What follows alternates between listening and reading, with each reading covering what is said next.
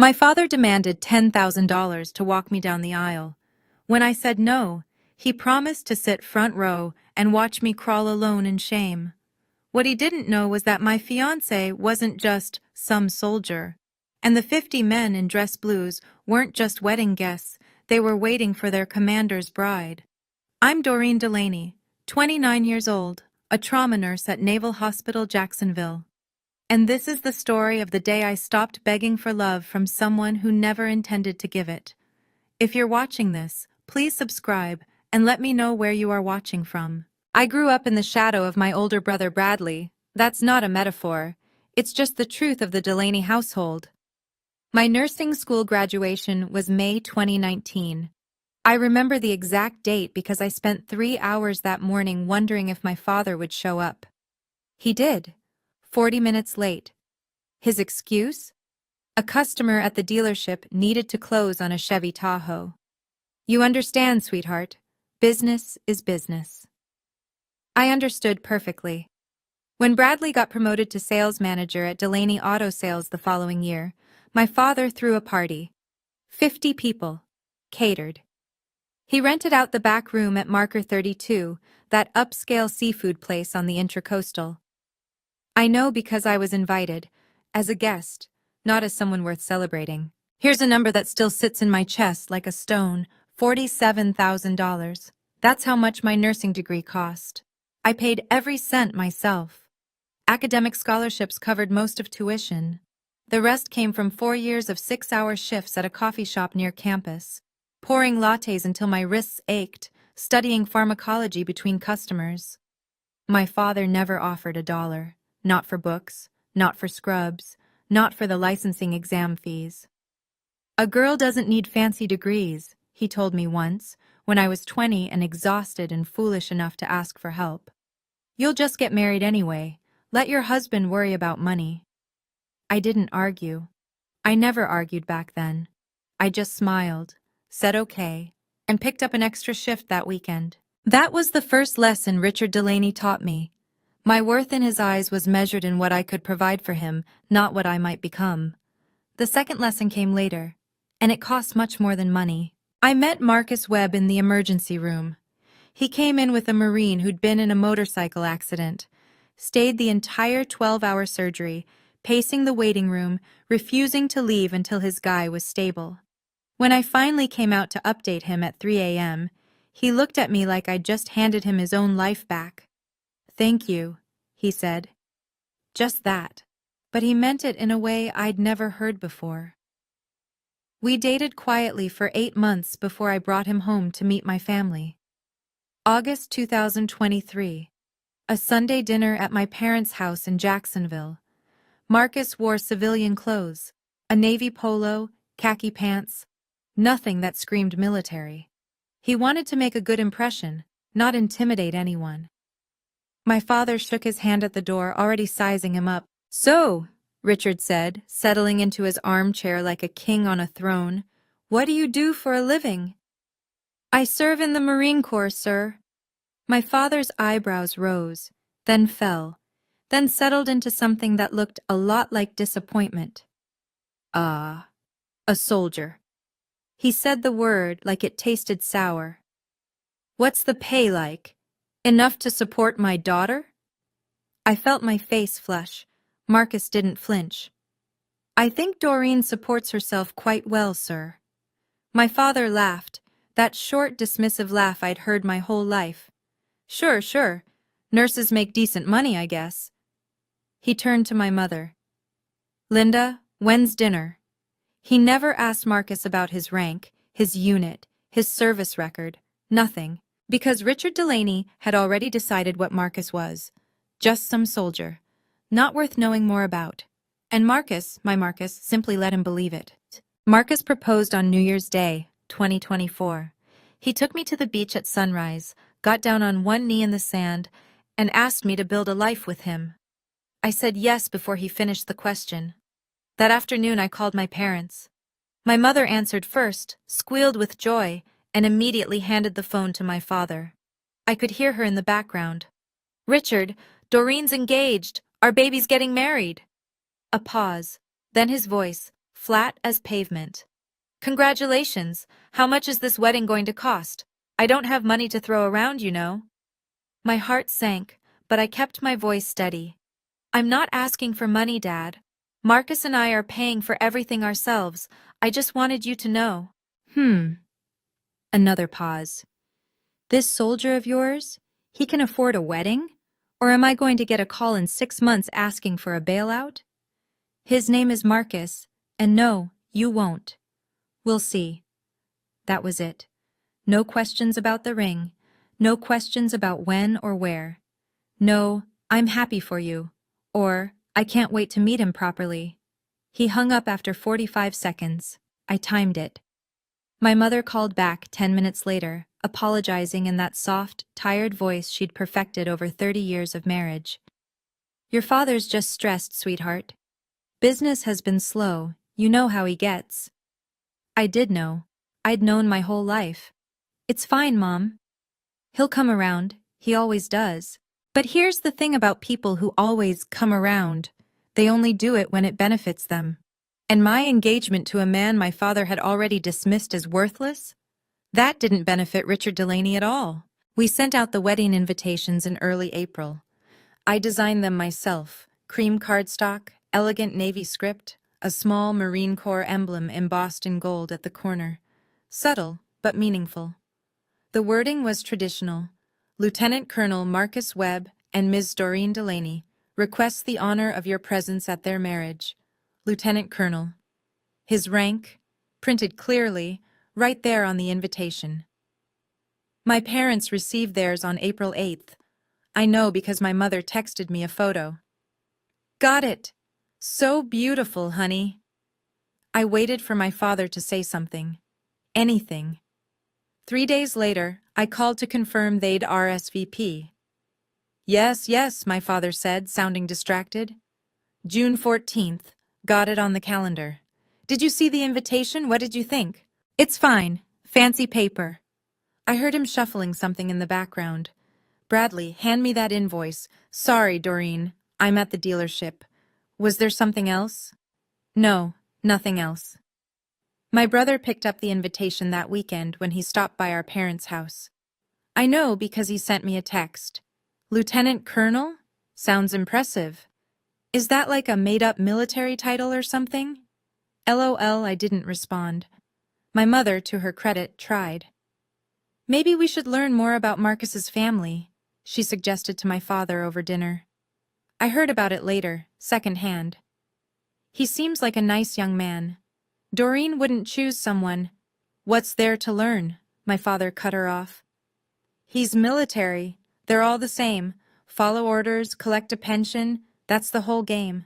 The invitation sat on their kitchen counter for 2 weeks before my mother finally put it on the refrigerator. My father never read past the date. May 3rd, 2024. 6 weeks before my wedding. I was finishing a 12-hour shift in the trauma unit when my phone buzzed. My father's name on the screen. He almost never called me, maybe twice a year, birthdays if he remembered. I stepped into the break room and answered. Doreen? His voice had that tone I recognized from childhood, the negotiation voice, the one he used on customers before closing a deal. I've been thinking. About what? About the wedding, about my role in it. Something cold settled in my stomach. Okay. Walking you down the aisle, that's a big honor. A father's duty, sure, but also a privilege. It means something. It does. Good. Then you understand why I think you should show some appreciation. I gripped the phone tighter. What do you mean? $10,000. The break room felt suddenly airless. Excuse me? 10,000, he repeated, casual as if he were quoting the price on a used sedan. I raised you for 18 years, Doreen. Fed you, clothed you, kept a roof over your head. That's an investment. Now you're getting married, starting your own life. I think it's fair that you show some return on that investment. I couldn't speak. My father continued. Transfer the money before June 1st. Then we'll talk about the aisle. You're serious? Completely. Business is business, sweetheart. You should understand that by now.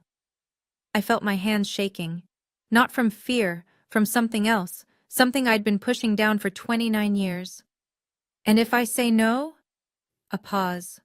When he spoke again, his voice was ice. Then I won't walk you, simple as that. But don't worry, I'll still be there. Front row. I want to see how you handle it when everyone watches you walk alone. He let that hang in the air. Think about it, Doreen. I'll be waiting. The line went dead. I stood in that break room for 5 full minutes, staring at my phone, trying to understand how my own father had just tried to extort me. I didn't tell Marcus right away. I drove home in silence, replayed the conversation in my head a dozen times, and convinced myself I'd misunderstood. But I hadn't. The words were clear. $10,000. Return on investment. Front row. That night I couldn't sleep. I lay in bed staring at the ceiling while Marcus breathed steadily beside me. At 2 a.m., he stirred. You're awake. I'm fine. You're not. He propped himself up on one elbow, studying my face in the darkness. What happened? So I told him. All of it. Marcus listened without interrupting. When I finished, he was quiet for a long moment. Then, what do you want to do? I don't know. My voice cracked. I hate that he's asking for money, but I stopped, ashamed of what I was about to admit. I'm scared of walking alone, in front of everyone. 187 people watching me, and my own father sitting there smirking because he won. Marcus reached for my hand. You don't need him to walk that aisle, Doreen. I know, but nothing. His voice was gentle but firm. Whatever you decide, I'm with you. If you want to pay him, I'll write the check myself. If you want to walk alone, I'll be waiting at the end. If you want to cancel the whole thing and elope on a beach somewhere, I'll pack a bag right now. I almost laughed. Almost. The decision is yours, he said, but I need you to know something. What? He squeezed my hand. You're stronger than you think. And you won't be alone. Not ever. I didn't understand what he meant. Not yet. But I would. 2 days later, I made my choice. May 5th, a Sunday morning. I sat at the kitchen table with my coffee going cold, phone in hand, heart pounding. My father answered on the second ring. Doreen, good news, I hope. I'm not paying you, Dad. Silence, then a slow exhale. That's your decision? Yes. Fine. His voice hardened. Then I won't be walking you anywhere. You can stumble down that aisle by yourself. I understand. But here's the thing, sweetheart. He was almost enjoying this now. I could hear it. I'm still coming. I'll be right there in the front row watching. I want to see the look on everyone's face when the bride's own father won't stand beside her. My grip tightened on the phone. That's your right. It is. And when this whole thing blows up in your face, when your soldier can't pay the bills and you come crawling back, remember this moment. Remember that you chose this. I will. Goodbye, Doreen. The line went dead. I set the phone down. My hands were trembling, but something else was happening too. Something that felt almost like relief. Marcus appeared in the doorway. He'd heard everything. You okay? No, I admitted, but I think I will be. He crossed the room and wrapped his arms around me. You did the right thing. Did I? You chose yourself, he said quietly. That's never the wrong choice. I leaned into him and let myself breathe. I didn't know what was coming, but I knew I was done paying for love that was never real. The family fallout came fast. My father, it turned out, was an excellent storyteller, at least when it came to making himself the victim. Within a week, his version of events had spread through every branch of the Delaney family tree. Doreen's being ungrateful, doesn't appreciate everything we did for her, won't even say thank you. My Aunt Patricia called first. Sweetheart, why are you being so difficult? $10,000? Is that really worth destroying your relationship with your father? He's asking me to pay him to walk me down the aisle. He's asking you to show respect. That's not respect, Aunt Patricia. That's extortion. She hung up on me. Bradley texted the next day. You're making Dad look bad. This is your fault. I didn't respond. The hardest call came from my mother. She was crying before she even said hello. Just pay it, Doreen. Please. It's not worth all this fighting. Mom, if I pay him, nothing will ever change. But it's your wedding, your special day. Don't you want it to be perfect? I want it to be honest. There's a difference. She didn't understand. I didn't expect her to. I'll be there, she finally said. But I'll be sitting with your father. I know, Mom. That night, I made a list of everyone who'd called to pressure me. 7 people in 5 days. Not one of them asked if I was okay. Marcus found me staring at the list at midnight. They chose their side, he said. Yeah, I crumpled the paper. Now I'm choosing mine. Something changed in Marcus after that night. He didn't say much. He never did when he was planning something. But I noticed the phone calls. Quick conversations in the other room.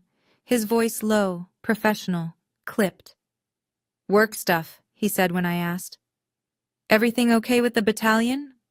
Fine, just logistics. I didn't push.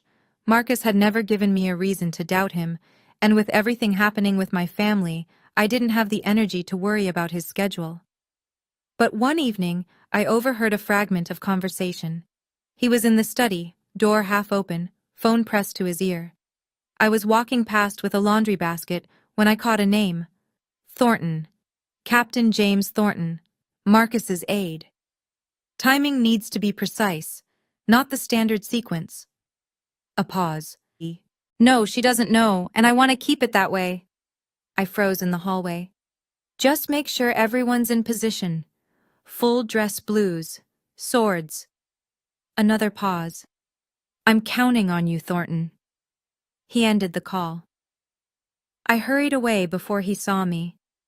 That night, lying in bed, I almost asked him. Almost. But there was something in his voice during that call. A certainty, a quiet authority, that made me trust whatever he was doing. Marcus had never let me down. Not once. So I closed my eyes and let the question go unanswered.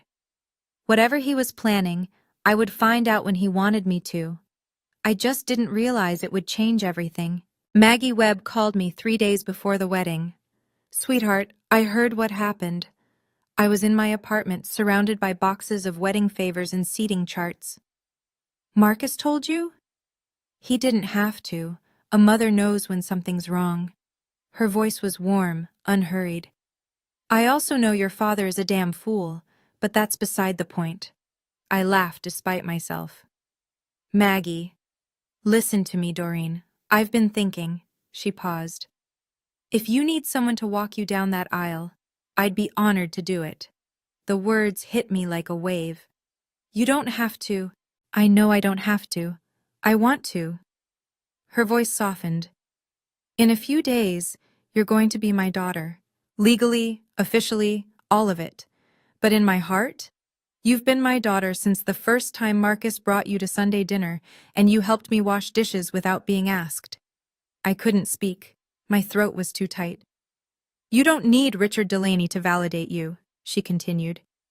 You don't need anyone's permission to be loved. But if you want someone beside you when you walk toward my son, I'm here. I wiped my eyes. I don't know what to say. Say you'll think about it. That's all I ask. I'll think about it. Good. I could hear her smile through the phone. And Doreen? Whatever you decide, you're going to be just fine. She hung up. And for the first time in weeks, I actually believed it. June 1st came and went. No transfer, no check, no $10,000. My father's deadline passed in silence. That evening, my phone buzzed with a text from a number I knew too well. I see you made your choice. I'll be there. Front row. Watching. I stared at the screen for a long moment. Then I deleted the message and went back to folding napkins. The next 2 weeks blurred together. Final dress fittings, vendor confirmations, 100 small decisions that felt enormous. I threw myself into the logistics because logistics didn't hurt. Seating charts didn't make me cry. Marcus was busier than usual. Unit stuff, he said. Pre-deployment briefings. You know how it is. I did know, or I thought I did. What I didn't know was that Captain Thornton had sent an email to 50 officers on June 1st, the same day my father's deadline expired.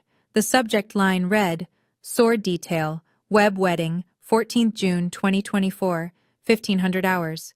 The body of the email was brief: full dress blues, Mameluke swords, rally point, Ritz-Carlton Amelia Island, Grand Ballroom Anteroom, 1430. Timing of sword arch. On lit call web signal. Not standard sequence. This is a closed detail.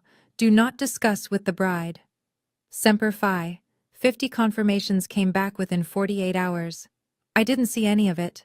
I was too busy preparing to walk alone. 3 days before the wedding, I was packing my overnight bag when I found it. A magazine clipping, tucked into the back of my desk drawer. Marine Corps Times, March 2024. I'd saved it months ago and forgotten. The headline read, Lit Call Marcus Webb assumes command of 1st Battalion, 8th Marines. There was a photo. Marcus in his dress blues, standing before a formation of Marines, the battalion colors behind him. He looked exactly like the man I fell in love with, and also like someone I barely recognized. Commanding, powerful, the kind of man who led other men into battle and brought them home. The article quoted Major General Patricia Holloway, commanding general of the 2nd Marine Division. Lieutenant Colonel Webb exemplifies the leadership and valor we expect from our finest officers. His Bronze Star with valor speaks to his courage under fire.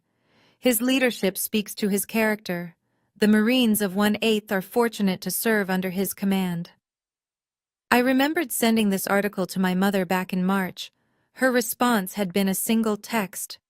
That's nice, honey. He looks so handsome. She never mentioned it to my father. I never asked if she had. Now, staring at the clipping, I wondered what Richard Delaney would have said if he'd actually read it. If he'd understood that the man he dismissed as just some soldier commanded over 800 Marines. That generals praised his valor, that he'd earned medals for courage under fire. But my father hadn't asked, hadn't cared enough to ask, and Marcus, my quiet, steady Marcus, had never corrected him. I folded the article carefully and slipped it into my suitcase. I didn't know it yet, but that article was about to matter more than I could imagine. The night before the wedding, I watched Marcus take his dress blues out of the garment bag. The uniform was immaculate. Dark blue coat with gold buttons polished to mirrors, white trousers pressed to razor creases, the scarlet stripe running down each leg, the blood stripe, he'd told me once, honoring Marines who died at Chapultepec in 1847. And the medals, rows of them, each one a story I was still learning. I don't think I'll ever get used to seeing you in that, I said from the doorway. He glanced up, smiled. You'll see a lot of it tomorrow. Just you? Something flickered in his eyes. Maybe a few others. How many is a few? Enough. I crossed my arms. You're being mysterious. I'm being patient. He hung the uniform carefully, smoothing the shoulders. You'll understand tomorrow. I watched him retrieve the sword from its case, the Mameluke, with its curved blade and ivory grip. He ran a cloth along the steel, checking for spots. The Arch of Swords, I said. That's a Marine tradition, right? For officer weddings? It is. Goes back to the 1800s. The swords form a passage for the bride, a symbol of safe passage into her new life. How many officers does it take? He met my eyes.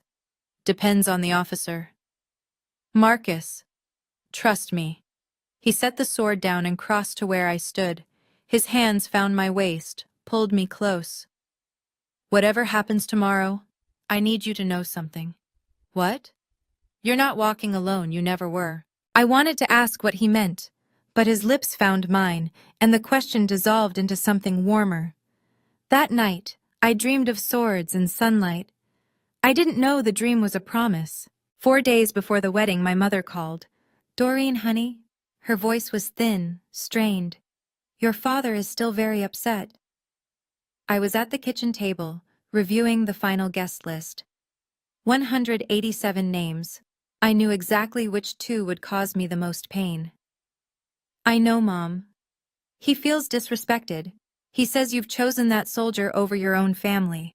His name is Marcus, and I didn't choose anyone over anyone. Dad made a demand. I said no.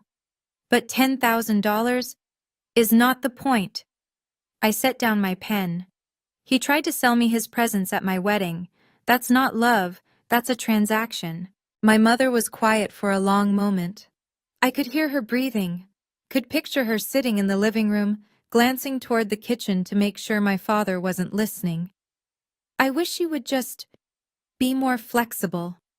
Flexible. The word tasted bitter. "You mean compliant. You mean obedient. I mean happy. I want you to be happy." "Then support me, Mom. Just once. Tell Dad he was wrong." The silence stretched. "I can't do that, Doreen. You know I can't." I did know. I'd known my whole life. "Will you be there?" I asked. "At the wedding?" "Of course. I wouldn't miss it." "But you'll sit with him." Another pause. "He's my husband. And I'm your daughter." "I know." Her voice cracked. "I know, sweetheart, but I can't. I just can't." I closed my eyes. "Okay, Mom." "Okay? I'm not angry. I'm just done waiting for something that isn't coming." She started to cry. I let her. When we hung up, I sat alone in the quiet kitchen and made my peace with the truth. My mother loved me, but she would never choose me, so I would choose myself. I want to pause here for a moment. If you've ever had to face a family that put conditions on their love, you're not alone. Drop a comment below and tell me where you're watching from. And if this story is hitting close to home, please subscribe and hit that notification bell so you don't miss what happens next. Because my wedding day, that's where everything changed. June 14th, 2024. My wedding day.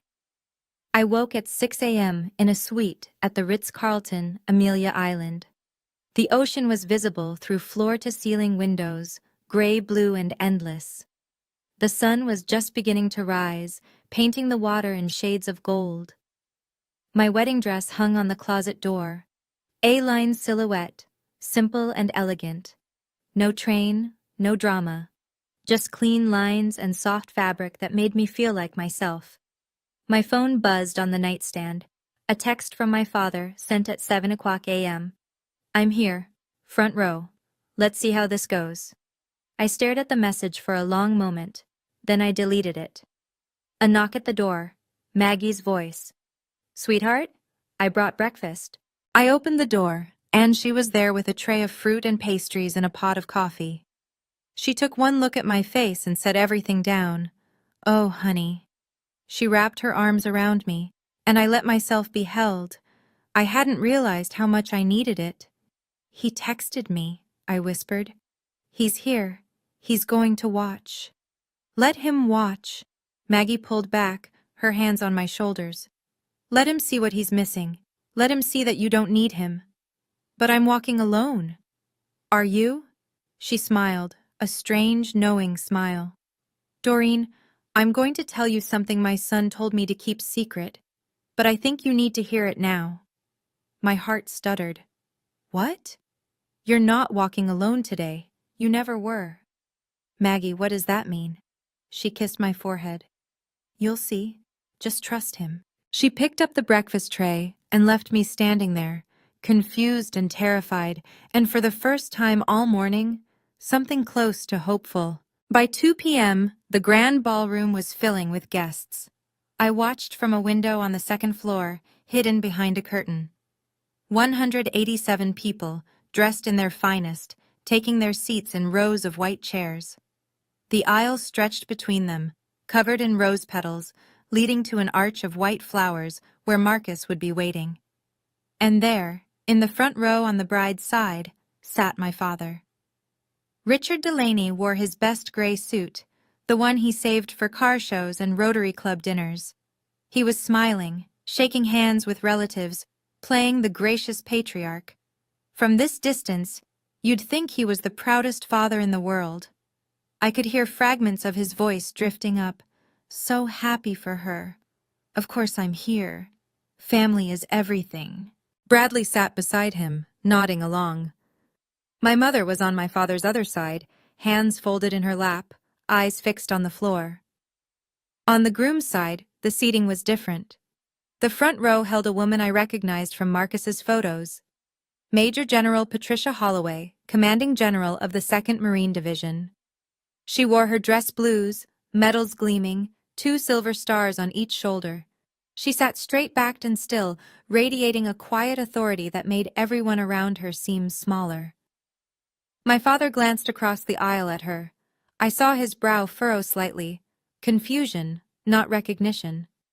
"Who's the lady in uniform?" I heard him ask my mother. "I don't know. Someone from Marcus's work, I suppose." He turned back to his conversation. "Lot of military types here. You'd think we were at a parade." He didn't notice the 2 stars. He didn't notice anything, but he would. At 2:30 they began to arrive, one by one, then in pairs, then in groups. Men in Marine Corps dress blues filed into the ballroom. Dark coats, white trousers, gold buttons catching the afternoon light. Each one moved with the same precision, the same quiet confidence. They didn't sit together. They spread throughout the groom's side, filling gaps between civilian guests, until the entire right half of the room seemed to shimmer with navy and gold. I counted them from my window. 10, 20, 30, 40, 50, 50 officers, 50 swords at their sides. The civilian guests began to whisper. I could see heads turning, fingers pointing discreetly. This wasn't a normal wedding. This was something else. My father noticed too. His smile faltered. He leaned toward Bradley. "Why are there so many soldiers? Does that guy know the whole damn military?" "Marines, Dad. They're Marines." "Whatever. It's like a recruitment ad in here." He laughed at his own joke. No one around him laughed with him. I watched him scan the room, trying to reassert his confidence. He straightened his tie, crossed his arms, uncrossed them. But something had shifted. The balance of power in that room was no longer what he expected, and he was starting to feel it.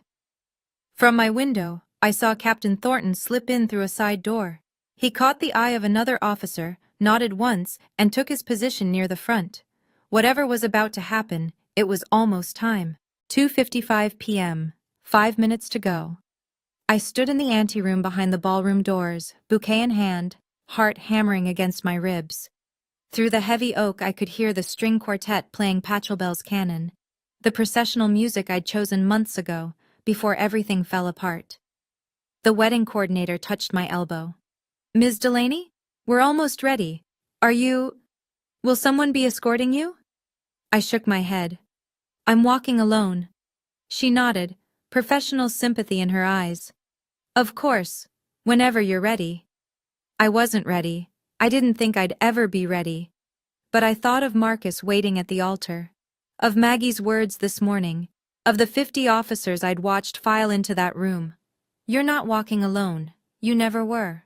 What did that mean? Inside the ballroom, my father was waiting. I could picture him perfectly, front row, arms crossed, that satisfied smirk on his face. He'd come to watch me fail, to see me humiliated, to prove that without him, I was nothing. The music shifted. The coordinator opened the doors a crack. "It's time, Ms. Delaney."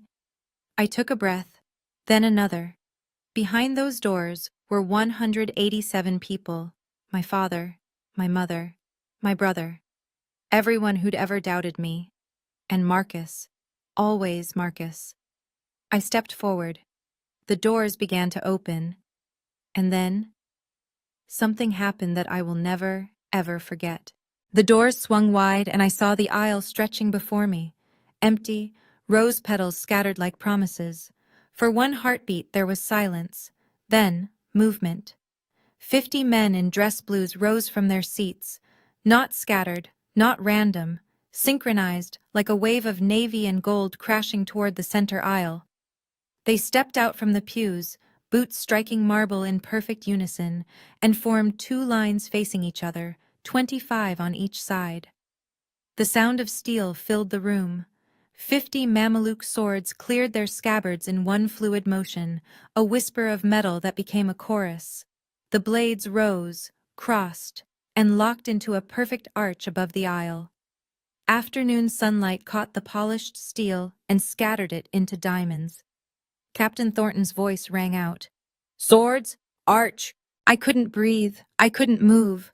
At the far end of the aisle, beneath the arch of swords, Marcus stood waiting. His dress blues were immaculate. His medals caught the light. And he was looking at me with an expression I'd never seen before. Pride and love and something fierce, something protective. He nodded once. A small gesture. Permission. Invitation. Walk to me. The room was frozen. 187 guests stared at the spectacle before them, 50 Marine officers forming a corridor of steel for the bride of their commander. I took my first step, then another. The swords gleamed above me, steady and unwavering. Each officer stood at perfect attention, eyes forward, honoring me with their presence, with their service, with their respect. I walked alone, but I was surrounded by warriors. Halfway down the aisle, I passed the front row. I didn't look at my father. I didn't need to. But I heard him, a sharp intake of breath, a strangled sound, the creak of a chair as he half rose, then sat back down. I kept walking. And when I reached Marcus, when I stepped out from under the final crossed swords, he took my hand and whispered, "I told you, you were never alone." I didn't see my father's face in that moment, but I heard about it later, from my mother, from cousins, from guests who couldn't stop talking about what happened. Richard Delaney had risen from his seat the instant the swords appeared. His mouth opened, closed, opened again. "What the—" He looked around wildly, trying to make sense of it. 50 officers, 50 swords, all of them honoring his daughter, the daughter he'd tried to extort, the daughter he'd planned to humiliate. Bradley grabbed his arm. "Dad, Dad, sit down." "That's—" Richard's voice was strangled. "Who are these people? Why are they—" "They're his men," Bradley whispered, finally understanding. "Marcus, they're his men." Richard stared at the altar, where Marcus stood in full dress blues, the insignia of a lieutenant colonel gleaming on his shoulders, bronze star with valor on his chest, purple heart beside it. "He's their commander," Bradley continued. "Dad, he's not just some soldier, he's—" "I know what he is." Richard's face had gone gray. "I can see what he is." Across the aisle, Major General Holloway turned her head slightly. Her gaze found Richard, cool, assessing, utterly unimpressed. "Is there a problem, sir?" she asked quietly. Richard saw the 2 stars on her shoulders. 2 stars. A major general, the highest-ranking person in the room, and she was looking at him like he was something stuck to the bottom of her shoe. "No," he managed. "No problem." "Good." She turned back to the ceremony. My mother pulled Richard down into his seat. He went without resistance, deflated, diminished. The man who had come to watch his daughter be humiliated was now the one everyone was watching, and everyone could see exactly what he was. I didn't know any of that was happening behind me. I only knew what was in front of me. Marcus, waiting with his hand outstretched, his eyes never leaving mine. I walked beneath those swords like I was walking through a dream. Each step felt weighted with meaning, not just the tradition of it, but the truth of it. These men didn't know me. They knew Marcus. They respected Marcus. And because he had chosen me, they honored me too. That's what love is supposed to look like, I realized. Not conditions, not transactions. Just choice, freely given. When I reached the last pair of officers, the final sword still crossed above my head. One of them, a young lieutenant with kind eyes, lowered his blade gently to tap my shoulder. "Welcome to the Corps, ma'am." I smiled, my eyes stinging. "Thank you." He raised his sword back into position, and I stepped through. Marcus caught my hands the moment I was free of the arch. "You made it," he said softly. "You planned this." "I planned this. You didn't tell me." "I wanted you to know." He paused, choosing his words. "I wanted you to feel it, not just hear it. You're not alone, Doreen. You never have to be alone again." Behind us, the 50 officers sheathed their swords in perfect unison. The sound of steel sliding home was like a promise being sealed. The officiant cleared his throat. "Shall we begin?" Marcus looked at me. I looked at him. "Yes," I said. "Let's begin." And as the ceremony started, I didn't spare a single glance for the man in the front row. He was no longer relevant. He never had been. The ceremony was simple. Traditional vows, the exchange of rings, a kiss that felt like coming home. But underneath the ritual, something else was happening. I could feel it in the room, a shift in attention, a redistribution of respect. The guests weren't watching my father anymore. They were watching us.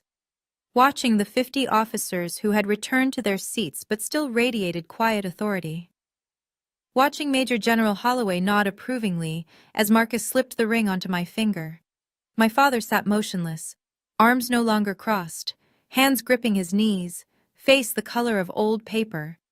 The whispers had started before I even reached the altar. Now they were spreading through the bride's side like wildfire. "Did you see that, 50 Marines? Her husband commands them, a lieutenant colonel. Richard said he was just a soldier, just some nobody." Clearly Richard was wrong. My Aunt Patricia, the same aunt who'd called me difficult, leaned toward my mother. "Linda, why didn't you tell us? This is... My mother didn't answer. She was crying silently, though I couldn't tell if they were tears of joy or shame. When the officiant pronounced us husband and wife, the room erupted in applause. The 50 officers rose first, a standing ovation from warriors. My father stayed seated. As Marcus and I turned to walk back down the aisle, the swords came out again. Another arch, another honor. This time, when we passed through, I let myself smile. I had walked in alone. I was walking out with an army. If you're still here, thank you for staying with me. That moment, when 50 swords rose for a girl whose own father wouldn't walk beside her. I'll carry it forever. Hit that like button if you felt something too, and drop a comment. What do you think my father did next? Because trust me, the story isn't over yet. Let's keep going. The reception was held in the Ritz-Carlton's oceanfront ballroom. Crystal chandeliers, white linens, the Atlantic visible through floor-to-ceiling windows, waves catching the last of the afternoon sun. We had just finished our first dance when Major General Holloway rose from her table. She hadn't been scheduled to speak. But when a 2-star general stands up at a wedding, you don't tell her to sit down. The room fell silent. "I've served 32 years in the United States Marine Corps," she began, her voice carrying without effort. "I've commanded thousands of Marines. I've seen courage and cowardice, honor and failure, and in all those years, I've learned to recognize character when I see it." She turned toward our table. "Lieutenant Colonel Webb is one of the finest officers I've ever had the privilege to command. His Bronze Star with valor wasn't given. It was earned, under fire, saving the lives of his men. His leadership isn't a title, it's a practice. Every day." The room was absolutely still. And today, I watched him honor his bride in a way that tells me everything I need to know about who he is. She looked at me now, her gaze warm but direct. "Doreen, welcome to our family, the Marine Corps family. You chose a man who will never let you stand alone, and from what I've seen today, you're exactly the kind of woman who deserves that." She raised her glass. "To the bride and groom, Semper Fidelis." The room echoed the toast, glasses rose, applause thundered. I glanced across the ballroom to where my father sat. He wasn't clapping, he wasn't even looking at us. He was staring at his plate, face burning, as everyone around him celebrated the man he'd dismissed as worthless. My father found me an hour into the reception. I was standing near the dessert table, talking with Marcus's mother, when I felt a hand on my elbow. I turned, and there he was. Richard Delaney looked 10 years older than he had that morning. His suit was rumpled, his tie was loose. His eyes kept darting around the room, as if checking to see who was watching. "Doreen." His voice was low, almost pleading. "Can we talk?" I handed my champagne glass to Maggie. "What do you want to say, Dad?" "I didn't know." He spread his hands. "About Marcus. About all of this. If you'd known he was important, you would have treated me differently." He blinked. That's exactly what you mean." I kept my voice calm, steady. "You didn't know Marcus was a lieutenant colonel, so you dismissed him. You didn't know his men would honor me, so you planned to watch me be humiliated." "I wasn't." "You were." I met his eyes. "You came here to watch me fail. You told me so yourself." He had no answer for that. "Here's what I need to know, Dad." I stepped closer. "Are you sorry for not knowing who Marcus was? Or are you sorry for trying to sell me your love for $10,000? The silence between us stretched. His mouth opened, closed. That's what I thought. I turned back to Maggie, who was watching with quiet approval. "Excuse me, Dad. I have guests to thank." I walked away. I didn't look back. I didn't. Marcus found Richard on the terrace 20 minutes later. I didn't witness the conversation, but Marcus told me about it that night, word for word. He's precise like that. Richard was standing alone, staring at the ocean, a whiskey in his hand. He didn't turn when Marcus approached. "Mr. Delaney." "Lieutenant Colonel." The title came out bitter, almost mocking. "I suppose I should call you that now." "You can call me Marcus, that's my name." Richard finally turned. His eyes were red. "Why didn't you tell me?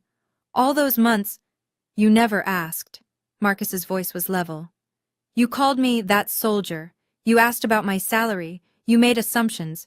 I didn't correct them because, frankly, sir, it wasn't my job to impress you." Richard's jaw tightened. "I'm her father." "Yes, and fathers don't charge their daughters for love." The words hung in the salt air. "Doreen is my wife now," Marcus continued. "She doesn't need your approval to be happy. But if you want to be part of our lives, if you want to know your future grandchildren, you'll need to earn that. And you can start by treating her with the respect she's always deserved." Richard said nothing. Marcus straightened his jacket. "Enjoy the rest of the evening, Mr. Delaney." He walked back inside, leaving Richard alone with the waves and the weight of everything he'd lost. When Marcus returned to my side, I squeezed his hand. "What did you say to him?" "The truth." He kissed my forehead. "That's all." The fallout started before we even left for our honeymoon. By the time we landed in Maui 3 days later, my phone was full of messages. Not from my father, he hadn't called, but from everyone else. Aunt Patricia, who had called me difficult. "Doreen, I had no idea your father demanded money. I'm so sorry for what I said. Please call me." My cousin Rachel. "That was the most incredible wedding I've ever seen. Also, your dad is getting destroyed at every family gathering. Just thought you should know." And from my Uncle Thomas, my father's older brother, a man who'd built his own construction company from nothing and had zero tolerance for nonsense. "Doreen, your mother told me what Richard did. I called him last night and told him he should be ashamed. A man doesn't sell his daughter's wedding day. That's not business. That's betrayal. I'm proud of you for standing your ground." The social consequences were swift and measurable. Within 2 weeks of the wedding, 3 family members canceled their plans to buy vehicles from Delaney Auto Sales. One of them, Aunt Patricia's husband, had been about to purchase a $45,000 truck. He bought from a competitor instead. Richard's reputation in the extended family shifted overnight. He'd spent decades positioning himself as the successful patriarch, the self-made businessman everyone should admire. Now the whispers followed him everywhere. Did you hear what he did to Doreen? $10,000 to walk her down the aisle.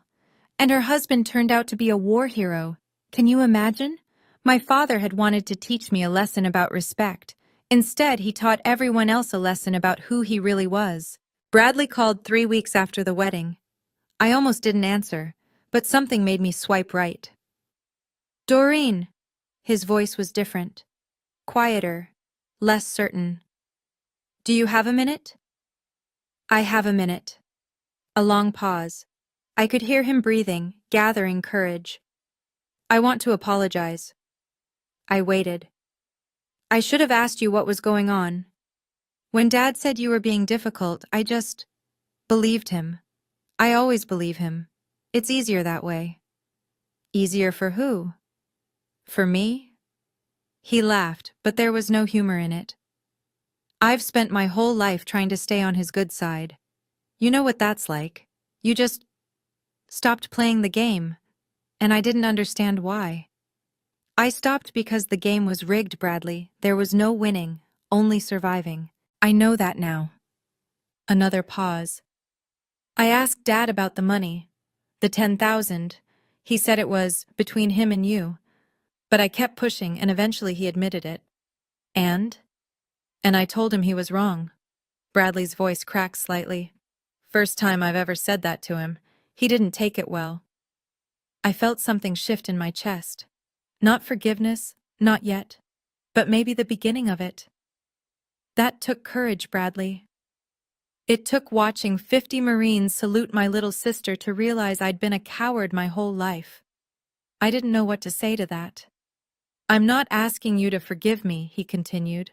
I'm just asking for a chance. Whenever you're ready. I'll think about it.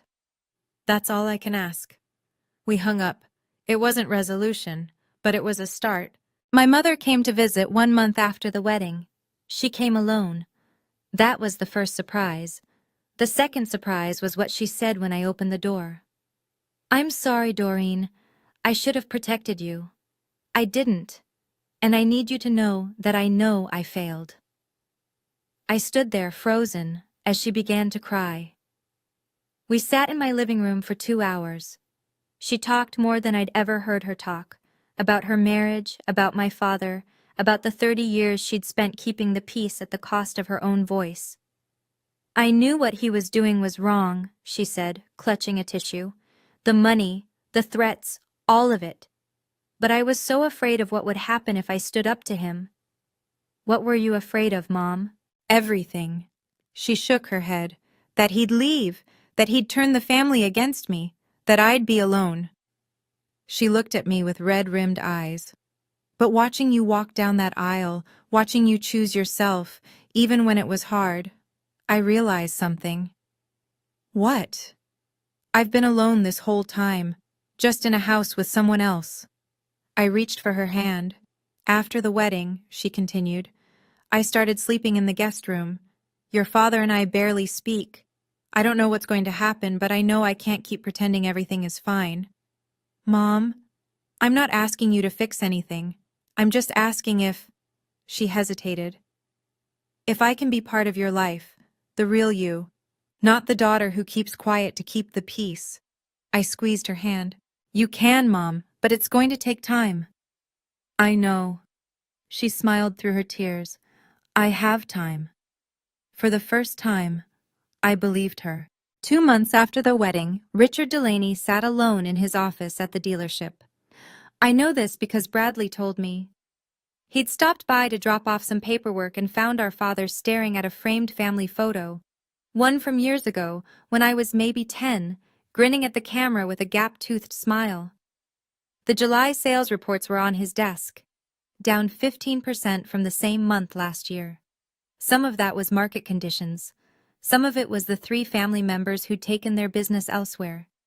Some of it was Richard himself, distracted and short-tempered, losing deals he would have closed easily a year ago. Linda had moved most of her things into the guest room. She spent weekends visiting me at Camp Lejeune, learning to be a mother again. Richard didn't try to stop her. He didn't try much of anything anymore. Bradley said our father asked about me sometimes, casual questions, dropped into conversation like they didn't matter. "How's your sister doing? She still at that hospital?" Bradley always answered honestly. "She's good, Dad. She got promoted. Charge nurse now." Richard would nod, say something like, "Good for her," and change the subject. He never called me, never texted. I don't know if it was pride or shame or something else entirely, but I know this. The man who had demanded $10,000 to walk me down the aisle was now sitting alone in an office, watching his family slip away, wondering how it all went wrong. I could have told him, but it wasn't my job to teach him anymore. 3 months after the wedding, I found my rhythm. Marcus and I settled into a small house near Camp Lejeune. Nothing fancy, just 3 bedrooms and a backyard where we talked about planting a garden someday. I transferred to Naval Medical Center, Camp Lejeune, and threw myself into the work. In September, I was promoted to charge nurse. The position came with more responsibility, more hours, and a team of 12 nurses who looked to me for guidance. I'd never led anyone before. It terrified me. But I was good at it, better than I expected. Marcus was busy with the battalion, deployments, training exercises, the endless demands of command. But he was home for dinner most nights. We'd sit on the back porch with glasses of wine, talking about nothing and everything, and I'd think, this is what peace feels like. Maggie called every Sunday. She'd send recipes I'd never cook, and photos of Marcus as a child that I'd treasure forever. She was the mother I'd always wanted. Warm, uncomplicated, present. One evening, as the sun set over the pine trees behind our house, Marcus found me on the porch, staring at nothing. "Penny for your thoughts." "I was thinking about family," I said. "How I spent 29 years trying to earn love from people who never intended to give it, and how I found it anyway, just not where I expected." He sat beside me, took my hand. "You found it because you deserved it." Maybe, I leaned into him. Or maybe I just finally stopped settling for less. Richard called 4 months after the wedding. I was in the kitchen making dinner when his name appeared on my screen. I stared at it for 3 rings before answering. "Doreen." His voice was rough, uncertain. "I want to see you." "Okay." A pause. He hadn't expected it to be that easy. "But I have conditions," I continued. "Conditions?" "Yes." I set down the knife I'd been using. "If you want to be part of my life, if you want to know your future grandchildren, there are things that need to change." "Like what?" "You will never again ask me for money in exchange for being my father. You will not compare me to Bradley. And you will treat Marcus with respect, not because of his rank, but because he's my husband and he deserves it." Silence on the other end. "Those aren't negotiations, Dad. Those are requirements. If you can meet them, we can start over, slowly. If you can't, then this conversation is the last one we'll have." I heard him breathing, thinking. "I can try," he finally said. "Trying isn't enough. You need to do it." Another long pause. "Okay." The word came out heavy, like it cost him something. "Okay, Doreen, I'll do it." "Good. Then we'll talk soon." I hung up before he could say anything else. Marcus appeared in the doorway. "How do you feel?" I considered the question. I feel like I finally said what I needed to say, and I feel like it's not my job to make him hear it. He nodded. "That's growth. That's boundaries." We finished making dinner together. Looking back, I spent 29 years trying to earn something that was never for sale. My father's approval, his pride, his love. I thought if I worked hard enough, achieved enough, stayed quiet enough, he would finally see me, finally value me. But that's not how it works. You can't earn love from people who've decided not to give it. You can only exhaust yourself trying. Marcus didn't save me. I need to be clear about that. He didn't ride in on a white horse and fix my broken family. What he did was simpler and more profound. He showed me what respect looks like, what partnership looks like, what it means to be chosen, fully and freely, without conditions. The 50 swords that rose for me on my wedding day weren't about humiliating my father. They were about honoring me, about saying, "You matter, you belong, you are worthy of this." I didn't need Richard Delaney to validate my worth. I just needed to stop asking him to. That's the lesson, if there is one. You can't control how others treat you, but you can control how long you tolerate it, and you can always, always choose yourself. So that's my story. Today, my mother and I are rebuilding. She visits once a month, sometimes more. We're learning how to be honest with each other. Really honest, not the careful politeness we practiced for 30 years. It's awkward sometimes. It's also wonderful. Bradley came to visit last Thanksgiving. He brought a bottle of wine and an apology that felt real. We're not close yet, but we're talking. That's more than I ever expected. And my father? He's trying. I can see it in the small things, the birthday card that arrived on time, the text asking how my day was. Whether it's enough, whether it will ever be enough, I don't know yet. But I know this. I will never again pay for love that should be free. I will never again shrink myself to fit someone else's expectations. And I will never, ever apologize for choosing my own peace. If you're watching this and you've been where I was, trapped in a family that made you earn what should have been given, I want you to know it gets better. Not because they change, because you do. Thank you for listening to my story. Now I want to hear yours. Drop a comment below. Did you choose peace or did you choose family? There's no wrong answer, only your answer. And if this story meant something to you, please like, subscribe, and share it with someone who needs to hear it. I'll see you in the next one.